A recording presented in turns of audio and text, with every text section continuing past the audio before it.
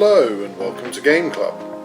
Today you'll be playing the solo game Welcome to Your Perfect Home. This will be the solo variant of the multiplayer game Welcome to.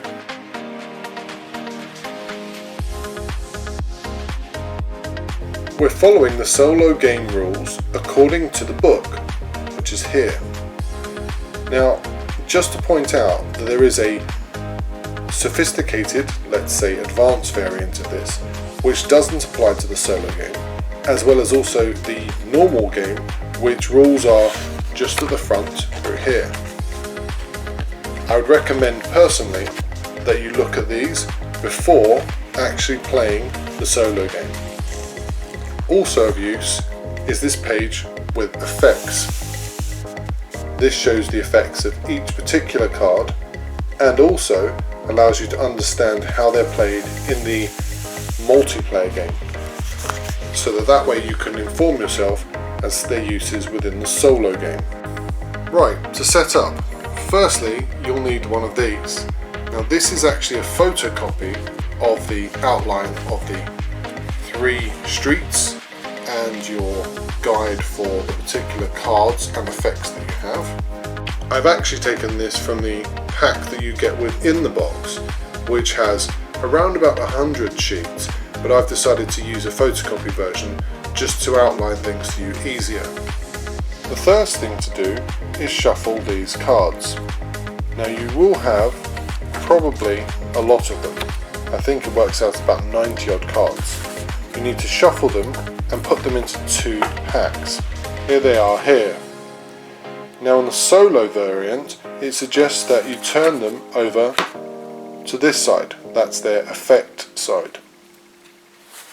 You take your first pile and you keep it to the side, and your second pile you introduce a new card to it. That is this single player card, which will look like this and have approved in the bottom corner, bottom left here. This goes into the second pile and is shuffled in. Now you'll have 2 piles. The first pile goes on top of the second pile to create the main drawing deck. I normally keep that here. Here's your map and here's your drawing deck here. You'll see why it's good to keep it close to the map here later. But now to the next step. It's a good idea at this point to take this guide. If you see on the front, it has a rather funny picture, which is I believe a mock movie poster of the Cocker by Cocker West, a version of North by Northwest, I suspect, of Alfred Hitchcock, and a nod to French obsession with cinema, American cinema, and film in general. But on the other side is this very useful guide, which tells you the effects of things, as well as also outlining what it does. This can be very helpful, although I actually prefer the book. Then you will have to choose from the plan cards here. They add additional bonus points, which are denoted at the bottom here, for things as you can see here like swimming pool and a park +2, or 2 houses together and 5 houses together. As you can now remove the other cards that are from this pile, I keep them in the top here. So I have my map here, my draw pile here, and my bonus cards here. That allows me to see exactly what I'm doing and grade when I get the bonuses. I also keep my effects open page here, and just as a reminder, this helpful note here, although I will be using this more often than not. Now let's get on with playing. So as you can see in front of me, I have set up the draw pile, I have my bonus pile here, I have my photocopied sheet, and I've got my effects sheet here, which allows me to understand what the effects are. But also, just here is my list of the effects, more simplified. So depending on how you play it, after a certain time it's probably best to focus on this rather than the book, but I like the book because it gives more substance to what's going on. Now, what you do is simple. You draw 3 cards. So let us go ahead and enter in the numbers here. So I've decided to stick with my effect here, which is the temp agency, and also to use the number 8, which is part of the park card. So I'm going to put that down to 6, and I'll put that along here on the bottom row here, the second row. So 2, 4, I'm going to put it here for 6, and that's ideal. And then what I'll do is I will discard these cards. Then we go to the next lot. 1, 2, 3. So what effects do we have now? So we have the fence effect, which in effect allows you to build a fence between properties. As you can see here, there is these white lines. These can then be drawn over and filled out to become proper fences between properties, and you score points for that. Or I can use BIS. Now what the BIS effect does is it allows me to duplicate a number on a street. And so that means, for instance, if I had a number 3, I could then duplicate that 3. It can be useful sometimes. It allows you not to have to put in a no permit, which means you lose points. So let's just look at this though. So if we turn these cards over, and we can see we've got a 3 on one of the fences, and then we've got a 9 on the fences, and that's BIS is a 9. I'm not going to use the BIS this turn. I think I'll stick with a fence and the number 3.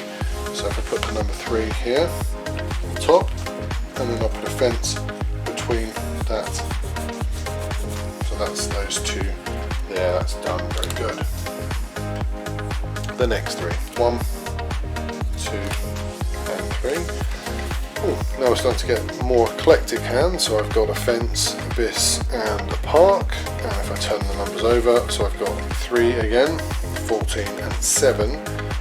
That might be interesting. I think I'll go with the 7, and I'll go with a park.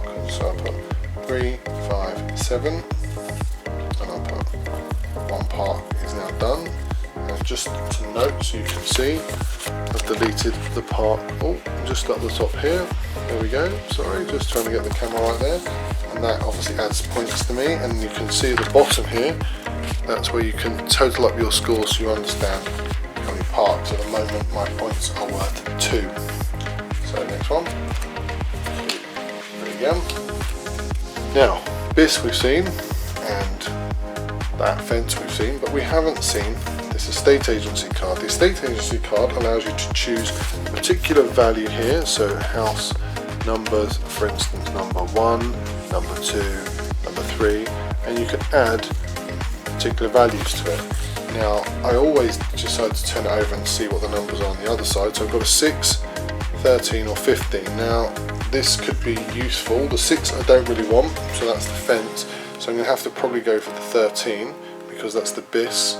So what I'll do is I'll go 7, 9, 11, 13.